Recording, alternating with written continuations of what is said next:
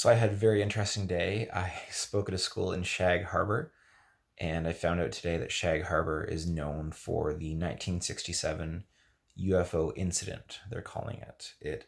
The case still remains open and unsolved. There's a museum. It costs $2 to go in. And I learned all about the history of this UFO sighting in 1967. With reason